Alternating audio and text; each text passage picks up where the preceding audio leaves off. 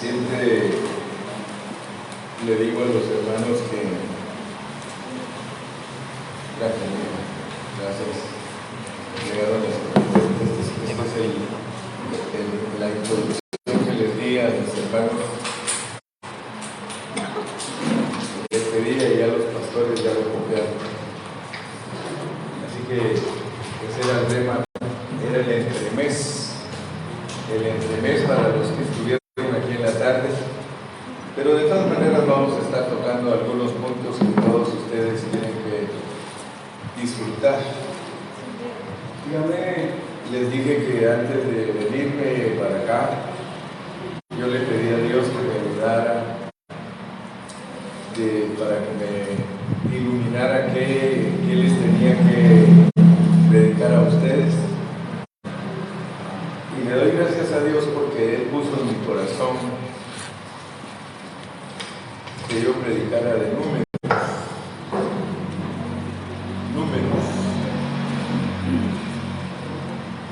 Aquí voy a ver cómo me acomodo. Espérenme un ratito. Estoy viendo cómo me acomodo. Y pues lo tengo que tener así porque les decía que Dios me volvió a que les compartiera de números. Ese libro de números para mucha gente es raro, y cuando lo leen algunos dicen que aburrido leer, que Dios mandó a hacer un censo, ¿verdad? Un censo. Les dijo allí en el 1:17, dice: tomaron pues Moisés y Aarón a estos varones que fueron designados por sus nombres, y reunieron a toda la congregación en el día primero del mes segundo, y fueron agrupados por familias según las casas de sus padres, conforme a la cuenta de los hombres, dice, de los nombres por cabeza de 20 años arriba. Ustedes saben que todos los números en la Biblia tienen significado, y el número 2 es testimonio. Así que este libro habla del testimonio de Dios. De hecho, el tabernáculo es el tabernáculo del testimonio, ¿verdad? Y en la tarde les estuve compartiendo a algunos hermanos y les dije que aquí en este libro nos ponen a las 12 tribus del pueblo de Israel.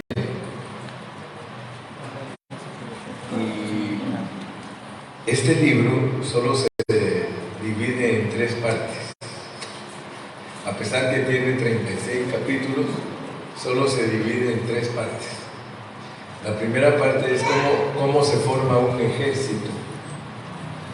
La segunda parte es las jornadas que el pueblo de Israel tuvo que caminar durante 40 años.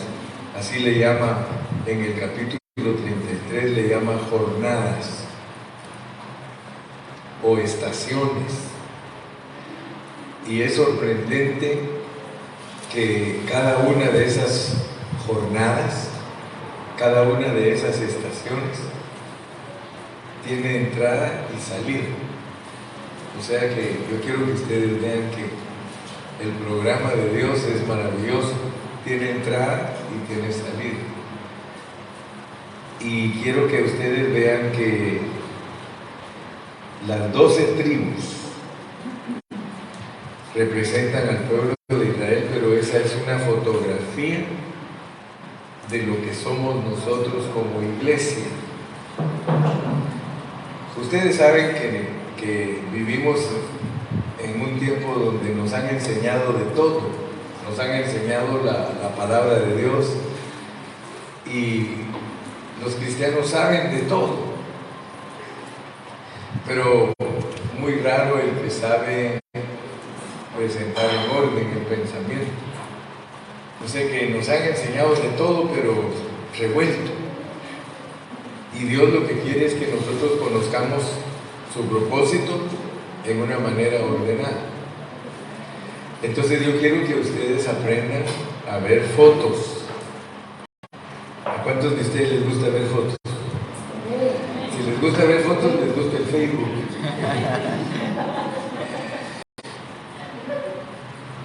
Ver fotos, porque Dios nos pone a nosotros muchas fotos para que nosotros entendamos cómo es el Nuevo Testamento.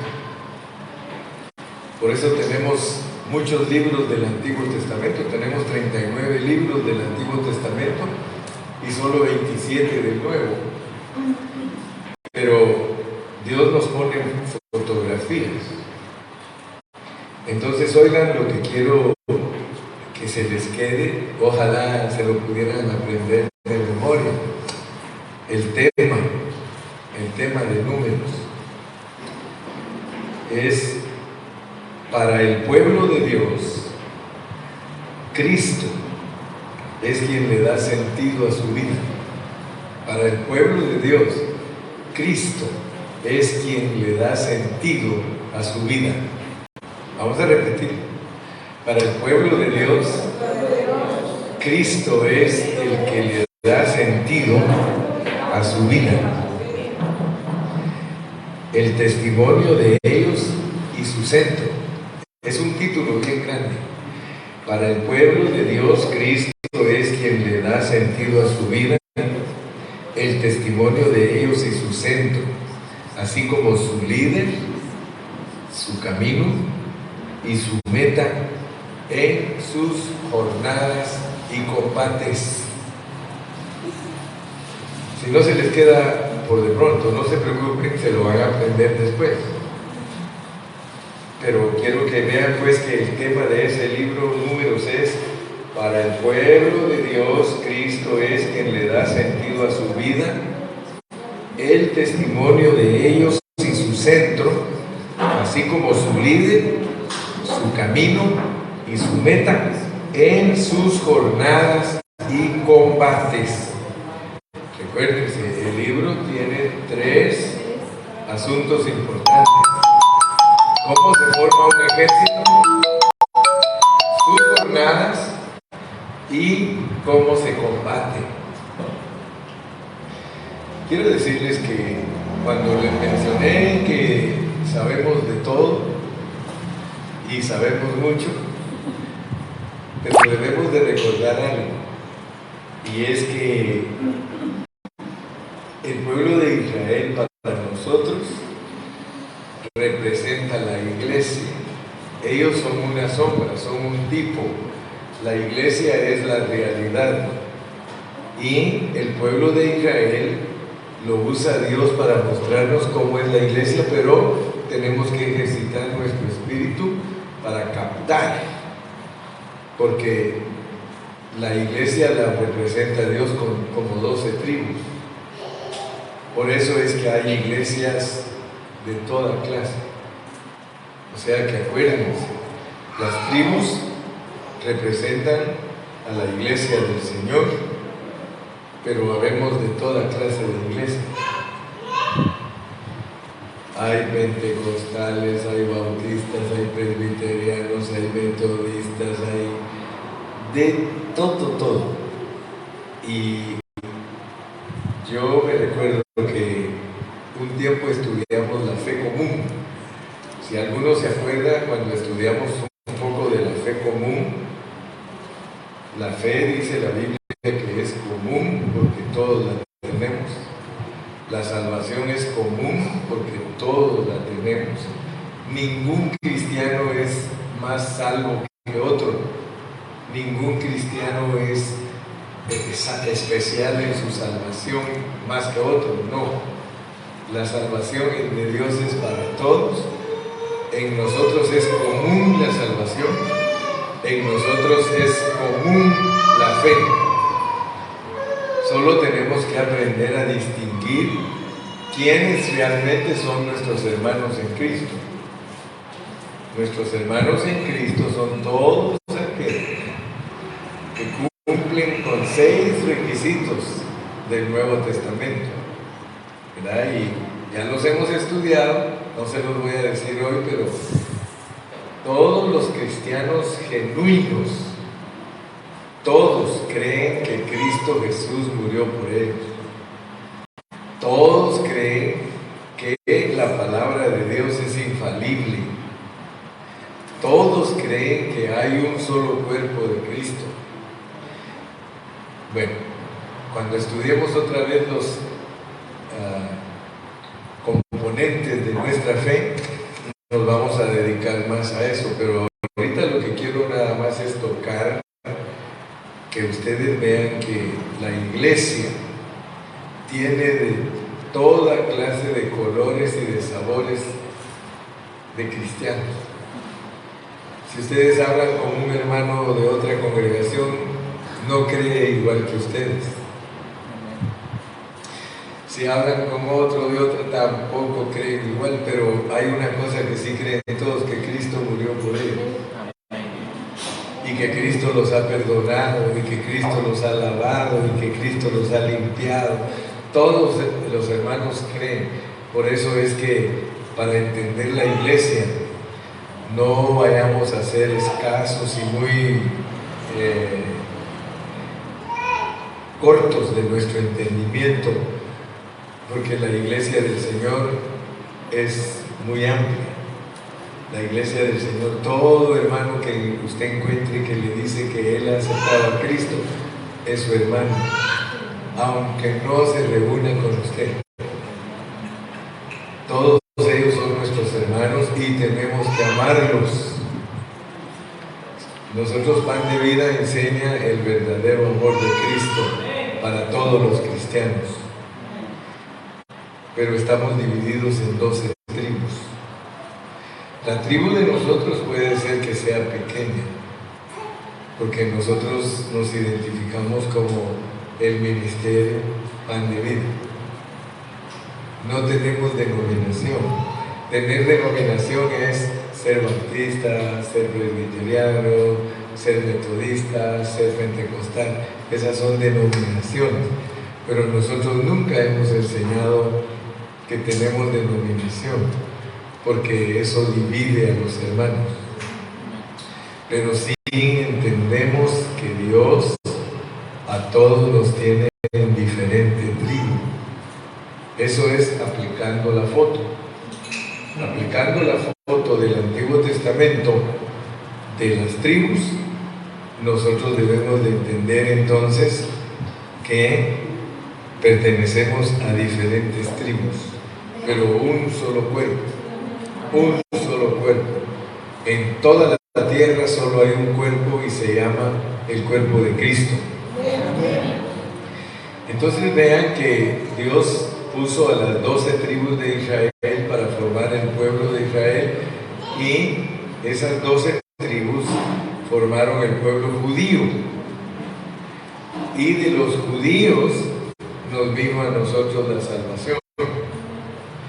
Por eso las 12 tribus son igual que los 12 apóstoles.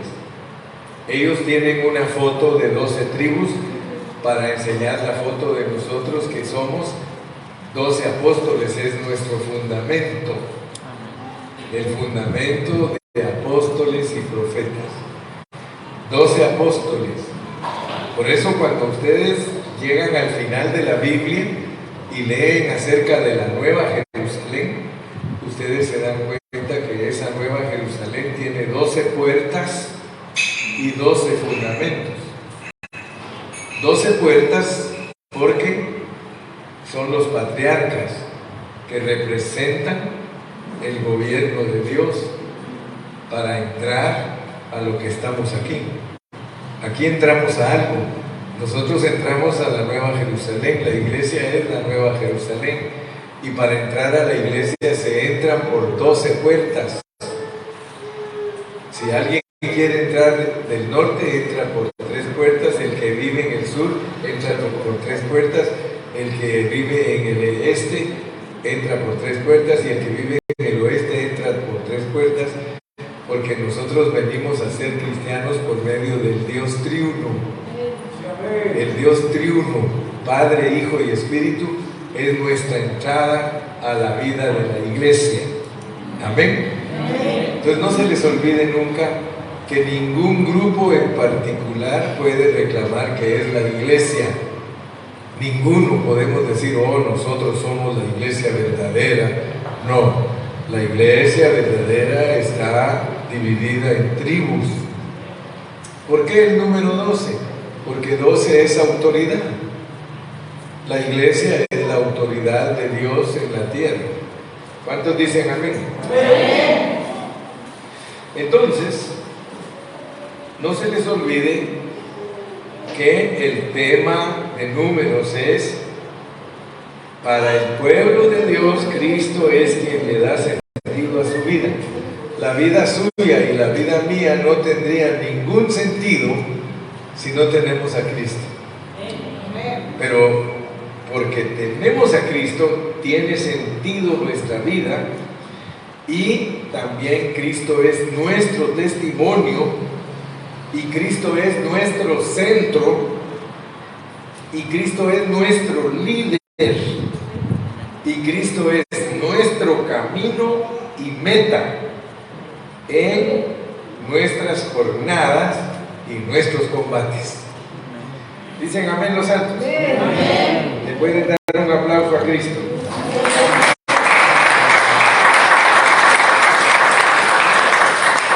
A esos que les gusta anotar, pueden anotar: Cristo da sentido a mi vida. Cristo da sentido a mi vida. Número 2, Cristo es mi testimonio. Número 3, Cristo es mi centro. Número 4, Cristo es mi líder. Y número 5, Cristo es mi camino y meta. Cristo es mi camino y meta, jornadas y combates. Gloria a Dios. Entonces, les decía que la palabra de Dios es la palabra infalible de Él y contiene la totalidad de la revelación divina. Lo repetimos. La Biblia es la palabra infalible de Dios y contiene la totalidad de la revelación divina. Allí está en ella todo. Y este libro de Números nos revela a Cristo como todo aquello que Dios tiene para el cristiano. Y no tenemos que quitarle ni añadirle a la Biblia nada. Por otro lado, desde la primera página de Génesis hasta la última de Apocalipsis, nosotros podemos ver que el hablar divino nos muestra una progresión hasta la última de Apocalipsis. Nos muestra una progresión, y los primeros 5 libros de la Biblia que los escribió Moisés y que se conocen como el Pentateuco, nos presentan la verdad de Dios en una forma de semillas, como semillitas que se siembran. O sea que todas las grandes verdades de la revelación en la Biblia están sembradas como semillitas en el Pentateuco. Y así como una semilla necesita desarrollarse apropiadamente para manifestarse plenamente, lo mismo sucede con las verdades contenidas en el Pentateuco. Ustedes saben que una semilla, cuando ustedes miran la semilla, ustedes no están viendo lo que ella es en consumación. La semilla en consumación es lo que ella produce. Si es una semilla de clavel, en la semilla no se puede ver el clavel hasta que esa semilla es procesada. Lo mismo pasa en la Biblia. Cuando Dios nos dio la semilla de una verdad, ahí no se ve la verdad en totalidad, sino hasta que esa semilla pasa por un proceso y por último da su consumación. En la Biblia así está la verdad. Si ustedes miran toda verdad desde Génesis, toda verdad desde Génesis pasa por un proceso hasta llegar a Apocalipsis. Si nosotros queremos hablar, por ejemplo, de Dios en una forma completa, tenemos que ver cuántas veces la Biblia menciona a Dios y en qué forma, desde Génesis. Por ejemplo, la primera vez que aparece la palabra Dios en Génesis dice: en el principio creó Dios los cielos y la tierra. O sea que la semilla de Dios es una semilla de un Dios creador. O sea que esa fue la semilla que sembraron de Dios. En el principio creó Dios los cielos y la tierra. Pero luego ustedes siguen la pista, siguen el desarrollo de esa palabra Dios, y ustedes van a ir encontrando menciones de Dios revelando su proceso hasta llegar al final de la Biblia. Si queremos presentar la verdad en una forma correcta, nosotros tendríamos que presentar todos los versículos que nos hablan de Dios para hablar en una forma completa de Dios. Lo mismo es el Espíritu. Dice: y el Espíritu de Dios se movía sobre la faz de las aguas. Pero noten algo, que esa semilla del Espíritu, para poder entender bien a Dios como el Espíritu, nosotros lo tenemos que seguir despacio, paso por paso, versículo por versículo, para poder hablar del Espíritu, de Dios como el Espíritu, en una forma completa, en una forma exacta. Por eso dice: el Espíritu de Dios se movía sobre la faz de las aguas. En el principio, la semilla que se sembró, Espíritu de Dios. Pero si ustedes le siguen el camino, van a encontrar el Espíritu de Jehová, van a encontrar el Espíritu de santidad, van a encontrar el Espíritu Santo, el Espíritu de vida, el Espíritu de Cristo, el Espíritu de Jesucristo, el Espíritu de Cristo Jesús, hasta el final de la Biblia, los 7 espíritus. Entonces dense cuenta pues que toda semilla en la Biblia se desarrolla. En este libro se revela el desarrollo del ejercicio que lleva a cabo un ejército. Fíjense, en este libro se revela el desarrollo del ejército de Dios. ¿Me explico? Me explico que en este libro de Números lo que Dios nos revela es cómo se desarrolla el ejército de Dios y cómo Dios nos muestra que ese ejército combate por sus intereses. Esto es básico entenderlo, hermanos, que en Números hay un ejército que combate por los intereses de Dios, que cuida el testimonio de Dios. Entonces, no vayan a creer que el libro de Números es cualquier cosa. Por medio de ese libro podemos entender la verdad de la iglesia como ejército que combate y que camina, que combate y que camina. Por eso nos lo ponen en el desierto. Ese ejército anduvo en el desierto 40 años. Allí el Señor nos nos revela un principio. Hay un principio ahí en eso. Si no le ponemos atención, nosotros no vamos a ver ese principio.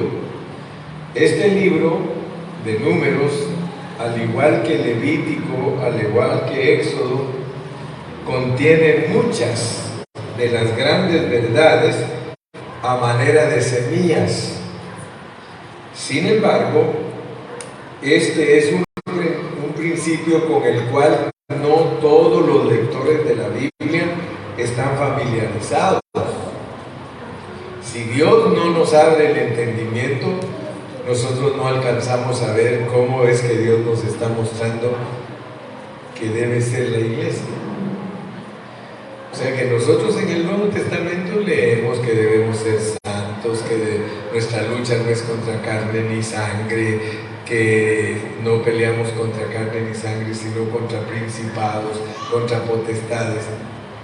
Pero ¿cómo debemos de hacerlo? El libro de Números nos enseña los detalles para ser un ejército verdadero y bueno, que pelea por los intereses de Dios, que cuida el testimonio de Dios. Es el libro de Números. Amén. Por ejemplo, al inicio de Génesis, nosotros vemos a Dios completamente solo. Luego podemos apreciar su obra creadora, cuya cumbre es el hombre, quien debería de ser uno con Dios para llevar a cabo el propósito. Después vemos la caída del hombre y la manera como Dios lo restaura, lo recobra, lo levanta. Y al final de la Biblia vemos una ciudad brillante, una maravillosa entidad que se llama la Nueva Jerusalén. Dicha ciudad es la consumación de todas las semillas de la verdad que se sembraron en el Antiguo Testamento. Y allí las vemos cosechadas y manifestadas. ¿Dicen amén? Amén. ¿Estamos despiertos? Amén. Esas semillas de la verdad se sembraron, crecieron y se manifiesta una entidad que se llama Nueva Jerusalén. La consumación de las semillas, la expresión de todas las semillas en consumación, se llama Nueva Jerusalén. O sea que, por les puse el ejemplo de una flor. Cuando a nosotros nos dan la semilla de un clavel, nosotros no podemos ver el clavel, pero si enterramos esa semilla, cuidamos la tierrita, le echamos agüita y la cuidamos, va a crecer una plantita y va a dar a luz un clavel. Así está escrita la Biblia respecto a todo lo que nosotros somos y cómo nos vamos a manifestar. Todo lo que nosotros somos se manifiesta en una ciudad que se llama la Nueva Jerusalén. Y todos debemos saber que esa ciudad es la mezcla de Dios con el hombre. O sea que todo lo que Dios ha buscado desde el principio de la Biblia es mezclarse con el hombre. Eso es lo que Él ha querido todo el tiempo, mezclarse con nosotros. Así que en el libro de Levítico, página tras página, nosotros vamos a ver todo ese desarrollo de la iglesia. Por eso vamos a tomar nuestro tiempo para estudiarla.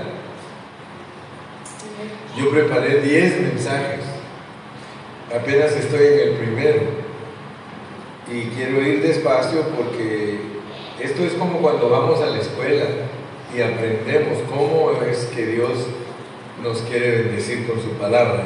Amén. Entonces empecemos leyendo el libro, pues. Vamos a leer los versículos del 1 al 4. Dice: habló Jehová a Moisés en el desierto de Sinaí, en el tabernáculo de reunión, en el día primero del mes segundo, en el segundo año de su salida de la tierra de Egipto, diciendo: tomad el censo de toda la congregación de los hijos de Israel por sus familias, por las casas de sus padres, con la cuenta de los hombres, todos los varones por sus cabezas, de 20 años arriba, todos los que pueden salir a la guerra en Israel, los contaréis, tú y Aarón por sus ejércitos, y estará con vosotros un varón de cada tribu, cada uno jefe de la casa de sus padres. Yo quiero que ustedes vean, pues, cómo es la iglesia. Debido a que nosotros no hemos sido enseñados correctamente, no nos han enseñado que nosotros tenemos que salir a la guerra. La iglesia tiene que salir a la guerra. Por eso nos está diciendo aquí, miren, cuenten a todos los que pueden salir a la guerra de 20 años para arriba. 20 años es ser adultos.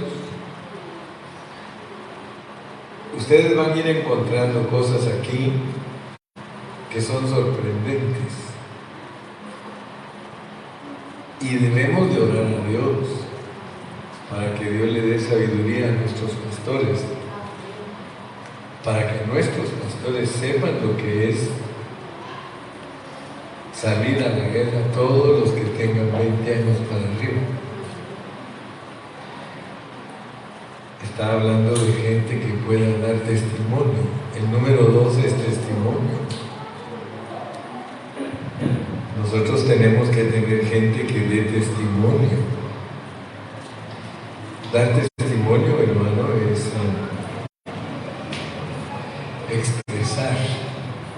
expresar a Dios. Entonces, aquí podemos apreciar algo. Este censo estaba relacionado con el hecho de formar un ejército. La iglesia debe ser formada como un ejército. Si ustedes no tienen disciplinas, ustedes no pueden ser un ejército. Todos tenemos que ser disciplinados. Le he dicho a los pastores yo que todos los varones de la congregación, cuando ya tienen cierto tiempo de ser cristianos, los pastores tenemos que ponerlos a desarrollarse, y todos ellos nos tienen que ayudar a enseñarle a los nuevos. El pastor tiene la responsabilidad de meterse a estudiar la Biblia profundamente, y nunca vayan a decir como algunos pastores que dicen: pues yo prefiero quedarme el niño cuidando niños, porque Dios no nos ha llamado para que nos quedemos niños. Así como yo quería que mis hijos crecieran, yo no quería que mis hijos se quedaran niños todo el tiempo. Entonces no vayan a cometer el error de que las ovejitas que Dios les ha puesto a cuidar se queden niños. Todos tenemos que madurar, todos tenemos que desarrollarnos, y el pastor no debe de ser un pastor orquesta. El pastor orquesta es el que él dirige, él recoge la ofrenda, él predica, él visita, él hace todo. Así se va a quemar. Unos 10 años de pastorado ya no va a querer pastorear. Pero si él sabe cómo ayudar a las ovejas a que se desarrollen y que se recuerde que es un ejército que cuida el testimonio de Dios. Entonces, nosotros allá en Ontario, a todos los hermanos que ya tienen cierto tiempo de ser cristianos, los tenemos enseñando.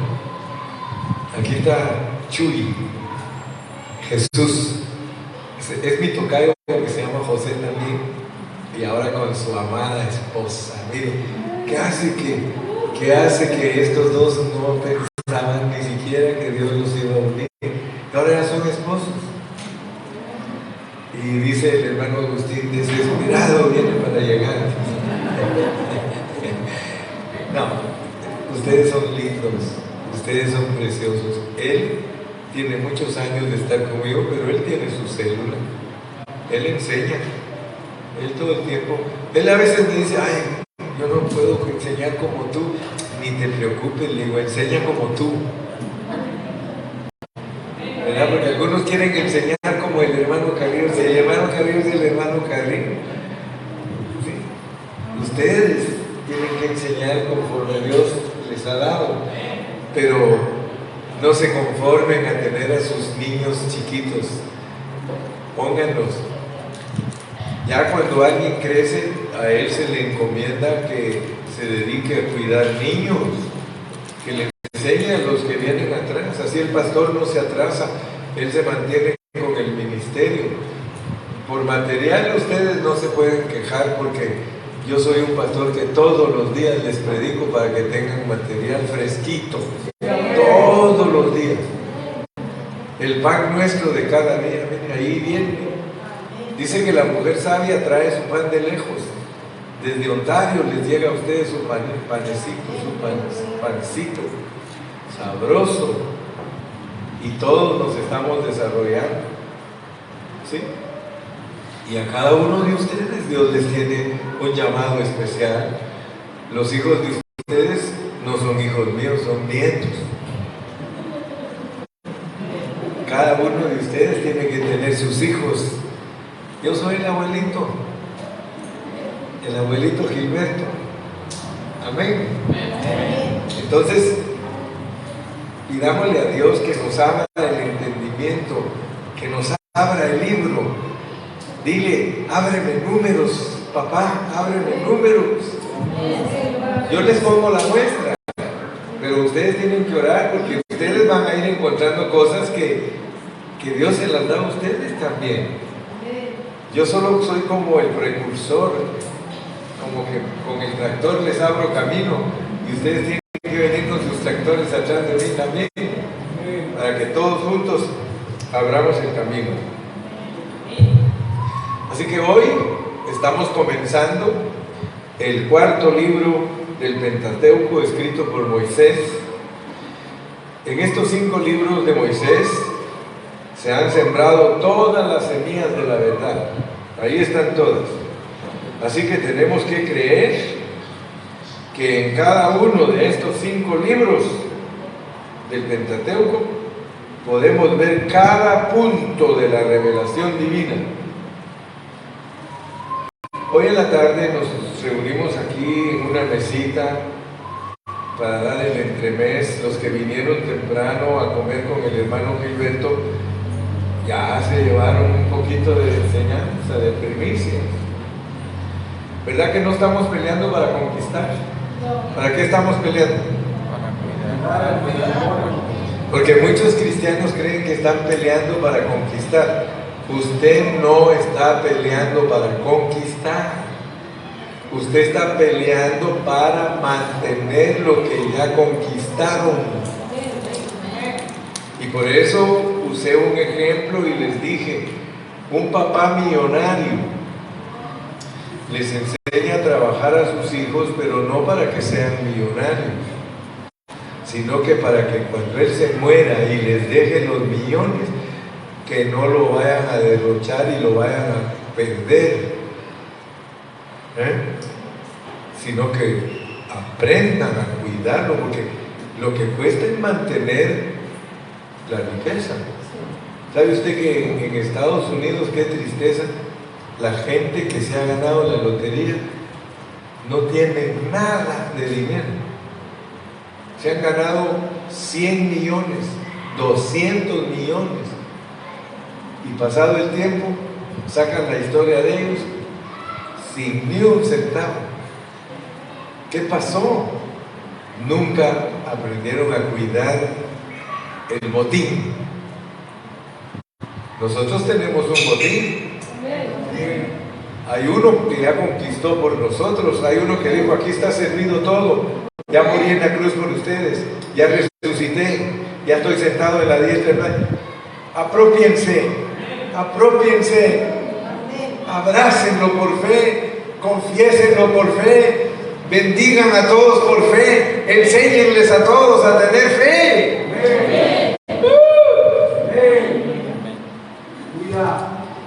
Entonces aquí estamos para cuidar las riquezas. Cuidar las riquezas de Cristo. Miren al pueblo, acampaba alrededor del tabernáculo. Todos ellos cuidando el tabernáculo, cuidando el tabernáculo. Son gente que tenía cuidado de los intereses de papá. Para ellos no había nada más lindo que el tabernáculo, porque ellos sabían que ahí venía Dios y ahí les hablaba. Entonces ellos cuidando el tabernáculo. Dios les decía: miren la nube, cuando la nube se empiece a mover, desarmen el tabernáculo todos y cuidadito, se vayan a interferir el uno con el otro.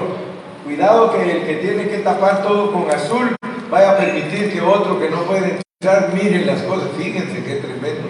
Si a alguien de los que no le tocaba cubrir las cosas, los utensilios, los vasos, los recipientes, si alguien que no era llamado para guardarlos cuando se tenían que mover, lo mataba Dios. Quiere decir que aún los secretos de Cristo hay que cuidarlos. Entonces, mis amados, veamos pues que aquí en el libro de Números, Dios nos da una revelación progresiva. En esta progresión de la revelación divina, siempre hay un avance. Siempre hay un avance de la revelación divina. La revelación va a ir avanzando, va a ir avanzando. En el principio creó Dios los cielos y la tierra. Al final de la Biblia podemos ver una ciudad brillante y gloriosa. Ahí ya no se nos dice que en el principio creó Dios los cielos, no. Una ciudad brillante y gloriosa. Al principio lo que había era solo Dios estaba ahí, Él estaba solito. Luego Él llevó a cabo la obra de creación y ahora Dios estaba allí acompañado de la creación y por supuesto la creación incluía al hombre. Pero noten que esa palabra de progresión, progresividad, no podemos sacarla de nuestra mente, porque todo en la Biblia es progresivo, todo. Empieza Dios solito, al rato tiene al hombre, los animalitos. En todo el Antiguo Testamento Dios es soltero, pero en el Nuevo Testamento ya tiene novia. Y termina la Biblia casándose. Puro Chuy. Chuy y Margarita, el novio y la novia, están de moda ustedes ahora entre nosotros. Son los más nuevos, ¿verdad? Son los esposos más nuevos que hay aquí en la congregación, ¿verdad, Agustín?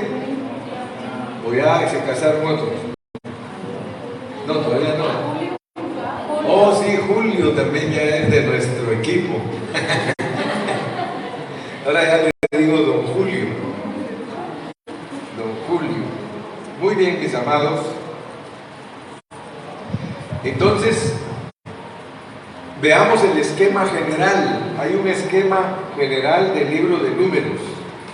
O sea que el libro de Números tiene un escenario. Aprendamos a ver el esquema de los libros de la Biblia. Por eso yo llevo carga de enseñar la Biblia libro por libro. iniciando con ustedes números y yo creo que me va a llevar unos 2 años para darlo. Así que ustedes van a conocer bien números. Amén. Hay que ver el esquema general, el cual consiste en que el pueblo redimido de Dios sea conformado en un ejército santo de Dios, el cual debería de proseguir siguiendo el liderazgo de Dios y peleando por él. Si a nosotros nos explicaran los militares cómo hacen ellos el trabajo para su estado, para su gobierno, ellos, ninguno puede llegar a obtener un rango de un oficial si no fue una persona disciplinada, bien disciplinada. Ya ven que cuando a uno lo recluta el ejército, uno llega como el hermano Carrillo gordo, y al ratito lo tienen pero bien esbelto y sin nada de panza. No sé quién me decía, mírenlo, ya no tiene panza. Que no, le digo, no me ha visto bien, todavía tengo pancita. Alguien de las hermanas dijo, mírenlo, ya está bien flaco. Ahora el hermano Carrillo, qué flaco, unas llantitas que cargo el Señor Jesús. Entonces, mis amados, este libro nos va a mostrar cómo Dios forma su ejército. ¿Sí? Y fíjense que tal como los israelitas fueron formados como un ejército, la iglesia tiene que entender que nosotros también tenemos que estar formados como un ejército. Amén. Si nosotros no captamos eso, no vamos a tener mucho éxito en nuestra empresa. Todos los pastores tenemos que saber que humildemente usted es un general. Humildemente, no se me vaya a creer mucho, pero usted es un general que Dios puso ahí. Solo tenga cuidado de no abusar de la autoridad. Pero realmente el pastor es un líder que Dios ha puesto para que se administre bien la iglesia. La iglesia es un ejército. Fíjese que Satanás ya sabe que hay un ejército. ¿Sí? Él ya sabe que nosotros peleamos por los intereses de Dios. ¿Sí? Y por eso Él quiere oponerse siempre para que Dios no tenga una casa, para que Dios no tenga un reino. Entonces, bajo ese contexto del libro de Números, podemos ver que el pueblo de Israel, el cual tipifica a la iglesia, fue conformado como un ejército para pelear por el reino de Dios y su casa. Pelear por el reino de Dios y su casa. Yo espero que en esta visita que yo estoy haciéndoles, ustedes queden contagiados de ejército. Y si quieren empezar a decir 1, 2, 1, 2, 1, 2, 1, 2, empiecen. Yo vine a contagiarlos de la milicia, no de la malicia, de la milicia. ¿Okay? Somos militares espirituales. Somos militares espirituales. Porque Él tiene un ejército. Y este ejército pelea por los intereses de Dios. Tenemos una responsabilidad bien grande de ser instruidos. No nos cansemos, hermano. No nos cansemos. Cantémosle a Dios y estudiemos la Biblia. Cantémosle a Dios y estudiemos la Biblia. Cantémosle a Dios y estudiemos la Biblia. cantemos, oremos y estudiemos la Biblia. Cantémosle a Dios, alabémoslo y estudiemos la Biblia. No tengan miedo, que muchos a veces quieren que dediquemos tiempo a otras cosas. No, dediquémonos a estudiar la Biblia, porque la Biblia es el manual para el ejército. Toda la Biblia habla acerca de una sola cosa. En este caso, el pueblo de Dios es conformar un ejército para pelear por los intereses de Dios, para establecer su reino en la tierra y edificar su casa, a fin de que Él tenga una expresión.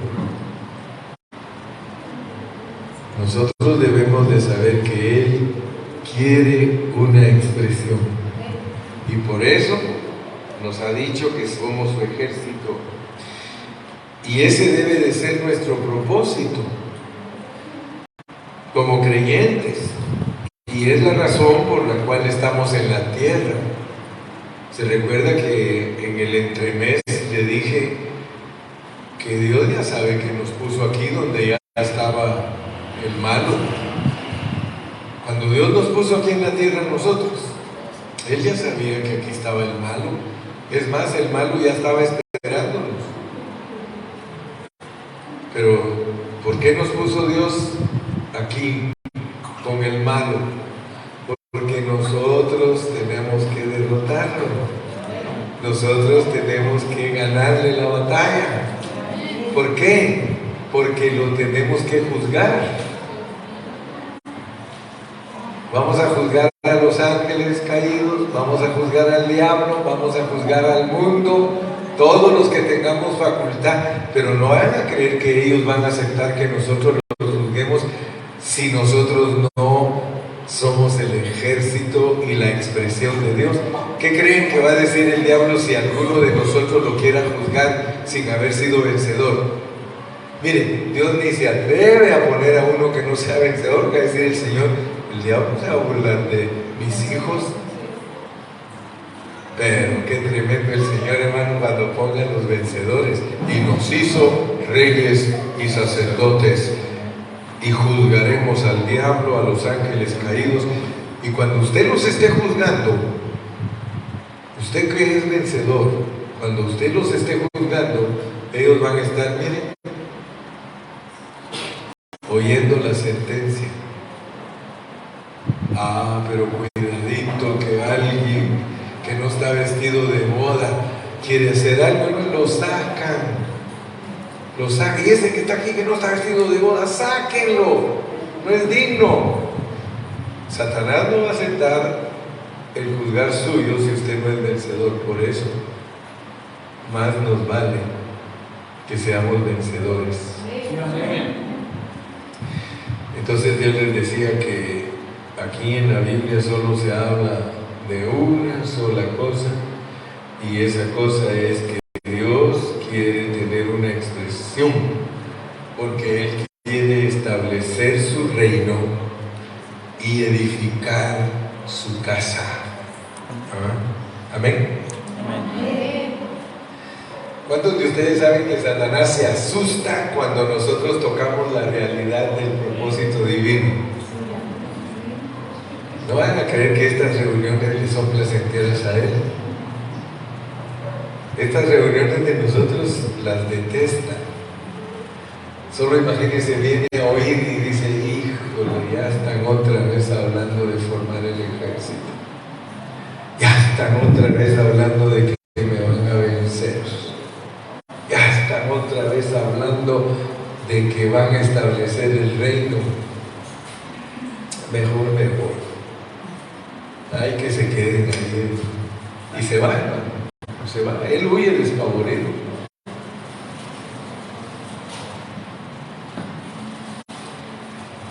Muy bien. ¿Por qué no se toman un descansito y se dan la mano todos y se saludan todos? Porque es parte de la comunión. Acuérdense que comunión es cantar juntos, estudiar juntos, comer